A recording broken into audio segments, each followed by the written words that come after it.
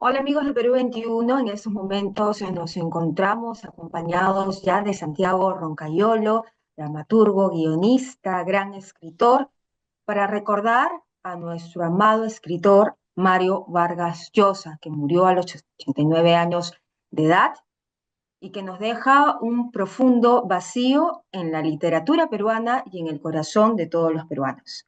Santiago, bienvenido. ¿Cómo recuerdas a Mario Vargas Llosa? ¿Cómo lo conociste?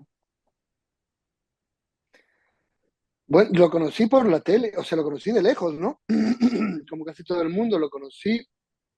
Mis primeros recuerdos de él son recibiendo la candidatura a la presidencia y haciendo la campaña del 90 como con cientos de miles de personas alrededor. Y la primera vez que lo vi en carne y hueso fue en la presentación de la Fiesta del Chivo, que fue en un coliseo gigantesco. Y también debía haber ahí 20.000 personas. Yo creía que los escritores eran así, que todo era así de masivo. Y luego descubrí que no, que era un escritor bastante peculiar, sobre todo en el nivel de masividad que llegó a tener su figura. Claro. ¿Y te acuerdas el primer libro de Mario que hayas leído, que llegó a tus manos? Sí, recuerdo haber leído Pantaleón y las visitadoras a principios de los 90 en un viaje, en un tren. Y recuerdo que que me tronchaba de risa. Es la de las. Yo no sabía que era un escritor, que podía ser un escritor divertido. Yo no sabía que los escritores eran divertidos.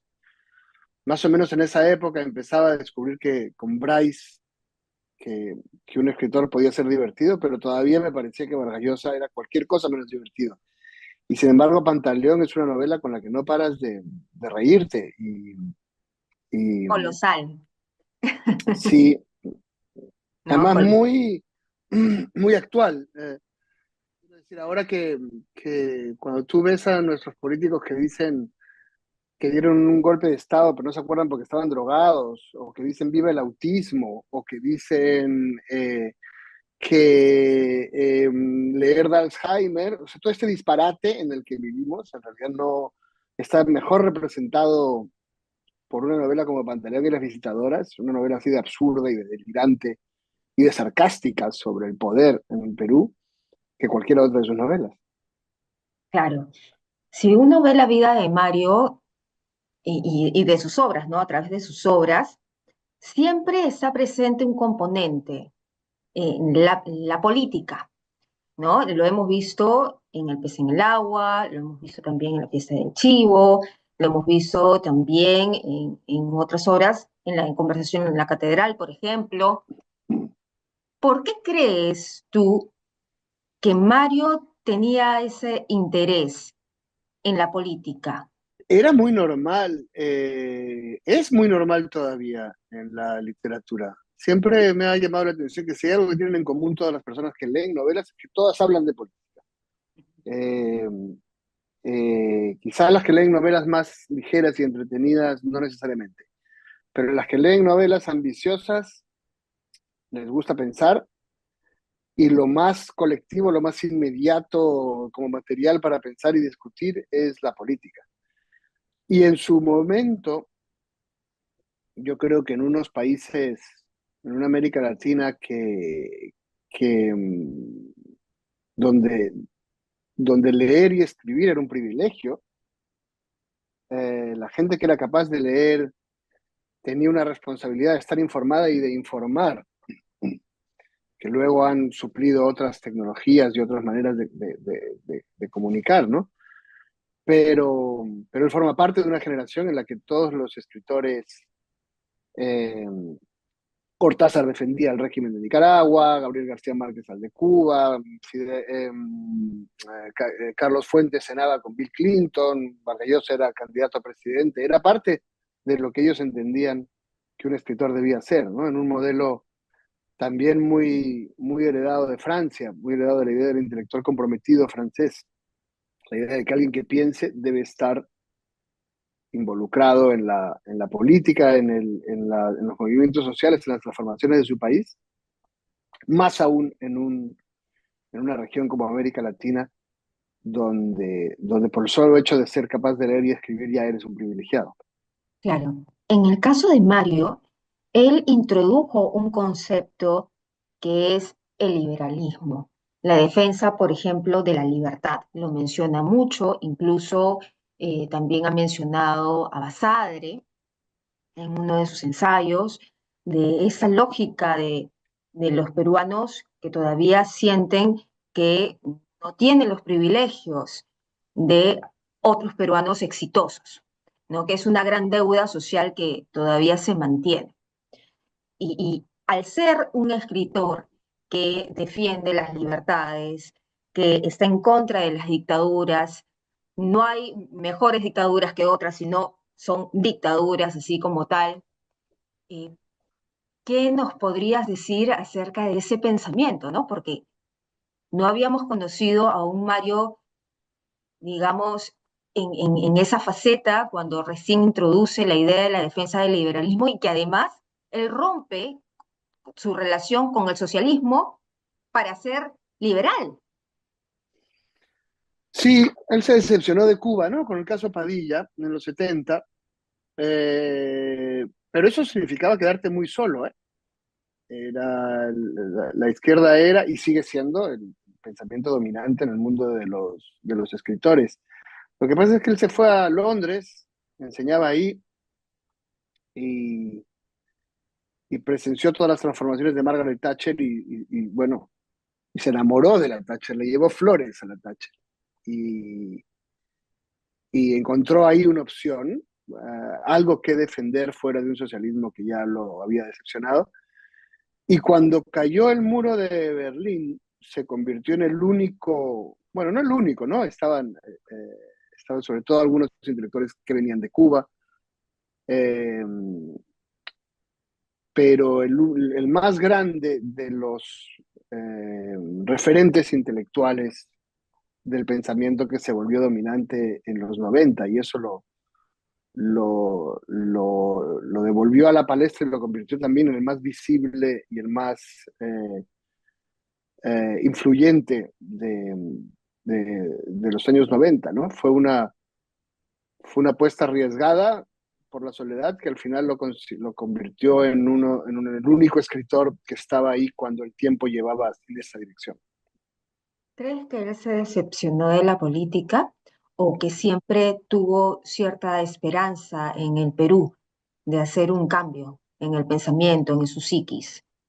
No creo que nunca se haya decepcionado de la política. La política, lo que pasa es que llegó a estar demasiado mayor para estar activo y visible, ¿no? Y estaba enfermo también en los últimos años, o sea, ya no tenía la capacidad de mantener esa energía que siempre había tenido, pero no se decepcionó de la política. Quizás en los últimos años, como con mucha gente, eh, con una parte importante de la derecha latinoamericana y mundial, se decepcionó de hacia dónde había llevado la democracia y más bien empezó a acercarse a una derecha más dura conforme iba evolucionando la derecha a eso, a veces incluso fuera por ejemplo, los presupuestos de igualdad con las minorías sexuales que siempre había defendido, ¿no?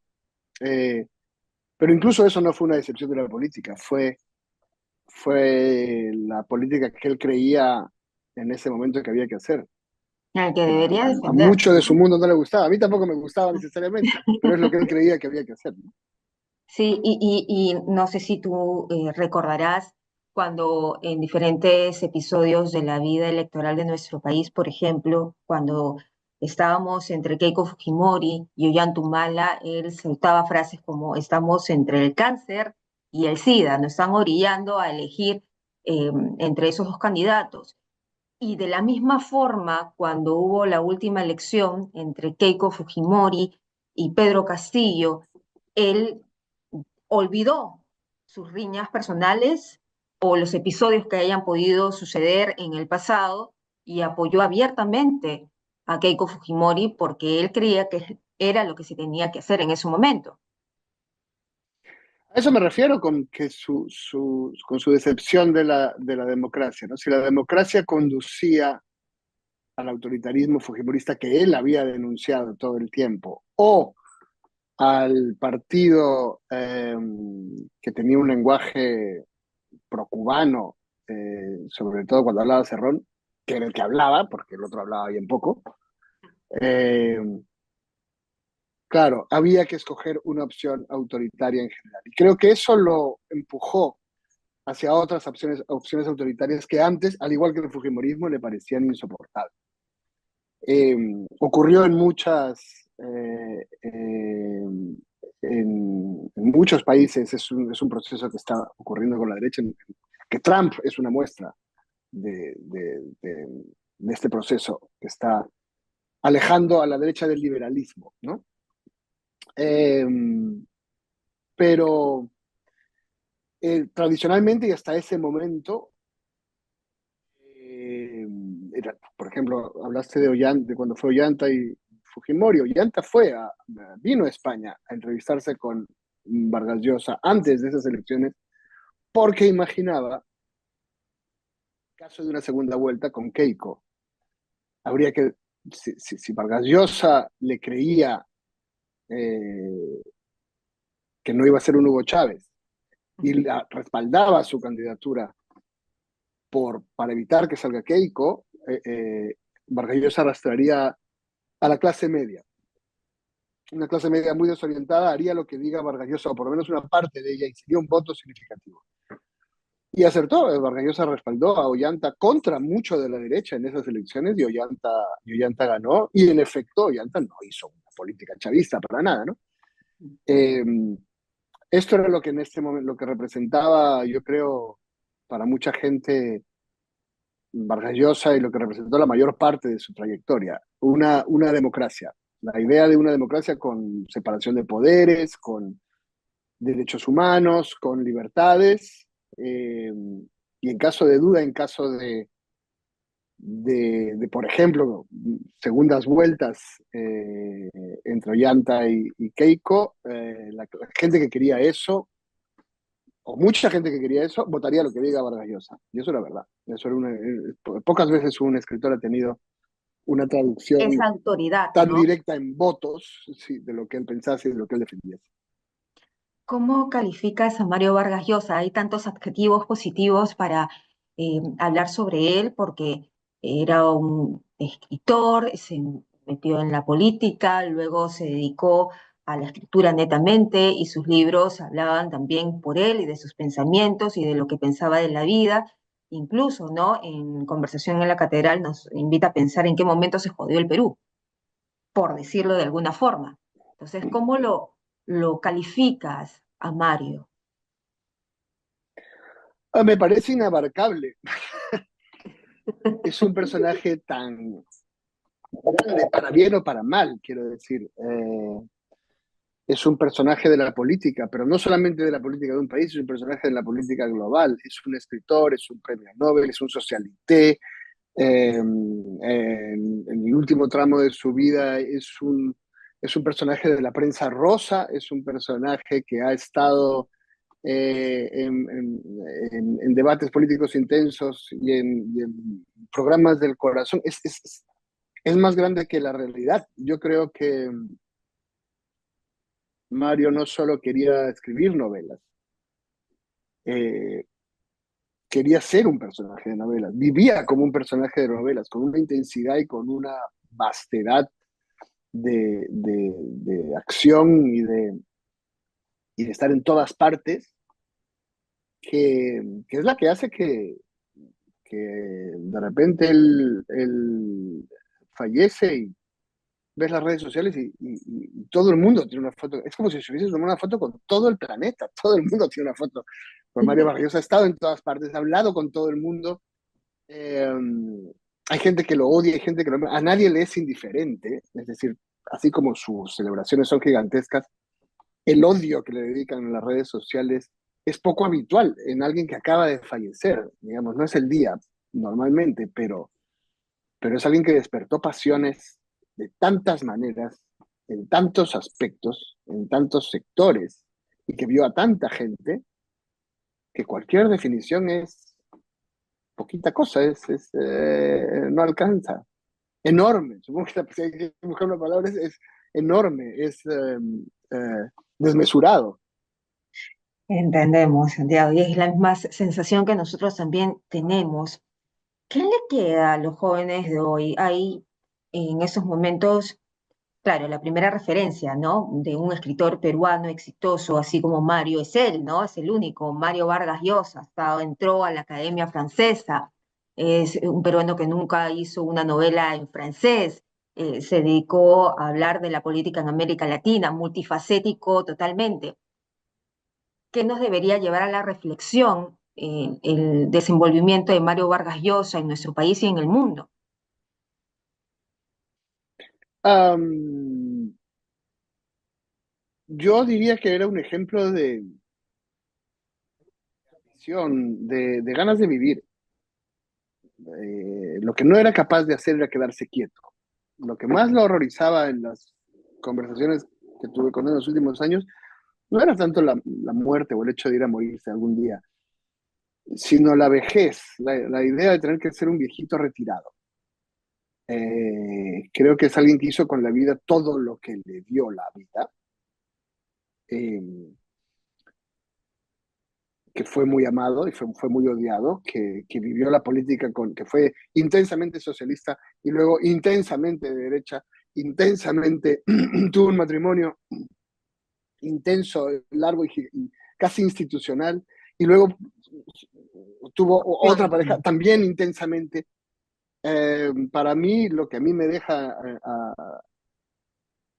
a nivel personal, pero esto es una opinión muy subjetiva, es unas ganas de vivir enormes, unas ganas de nunca detenerse, de aprovechar cada segundo que le diese la existencia para hacer cosas, para correr riesgos, para meterse en líos, para equivocarse, para lo que fuera, pero no para quedarse. Contaste hace un segundo que conversaste con él y hablabas Pero sí, de... muchas veces teníamos una relación eh, muy buena, él era muy cariñoso, eh, muy cordial conmigo. ¿Qué te decía? ¿Qué te contaba? ¿Conversaban de política de nuestro país? ¿Qué era lo que pensaba en las últimas conversaciones que tuviste con él? No, de todo, de todo. Imagínate, hablábamos de libros, hablábamos de política, claro, de política nacional, de política internacional. Eh, no estábamos de acuerdo en muchas cosas, pero obviamente a mí me da igual porque yo lo admiraba un montón, así que me interesaba escuchar lo que él dijese. No iba a perder el tiempo tratando de corregirlo a él. Y a él también le daba igual, porque en realidad la mayor parte de los escritores pensaba diferente que él. Él solía defender exactamente lo contrario que todo su gremio, que el periódico en que escribía y que mucha de la gente con la que se veía. Y podía tener una conversación y podía defender sus puntos de vista y luego hablar de otra cosa también. Y luego contar chistes. No era alguien que solamente hablaba con los que pensasen como él. Y eso es algo para mí muy admirable. Yo también trato de ser una persona que pueda hablar con gente que piensa diferente y luego ya votaré cada quien lo que quiera, ¿no? Pero la democracia se trata de que seamos capaces todos de convivir y de conversar con gente que piensa diferente, no de que nos juntemos entre los que pensamos igual y no escuchemos a nadie más. Claro, creo que esa es la principal enseñanza, ¿no? La defensa de la democracia. Pensar diferente, escuchar y poder llegar a una conclusión sin estarnos peleando, como lo hemos visto en los últimos años. Ojalá, parece cada vez más difícil, pero ojalá. Muchísimas gracias, Santiago. Y me despido solamente pidiéndote algunas palabras, ya sé que han sido varias y ya te tienes que ir, pero es importante también. ¿Crees que Mario se fue con esa esperanza de un Perú mejor? Bueno, yo no tengo muchas esperanzas, lo veo más bien todo peor, pero lo que sí diría es que él era una persona increíblemente positiva, cosa que también es rara en un escritor. Es gente muy crítica que a veces puede parecer muy amargada porque piensa mucho y se reconcentra mucho. Um, siempre me impresionó que él tenía, bueno, que creo que esa parte del espíritu liberal. Tenía un espíritu positivo en general y una fe en que las cosas podían ir bien y que las personas podían hacer las cosas mejor, que espero que me contagie, porque yo no tengo la misma. Muchísimas gracias, Santiago. Gracias por tu tiempo, Gracias, gracias por nos esta vemos. entrevista. Bien, amigos, Nada, esta ha sido la entrevista a Santiago Roncayolo, escritor sobre Mario Vargas Llosa. No se olviden de suscribirse a nuestro canal de YouTube e ingresar a Perú21.p.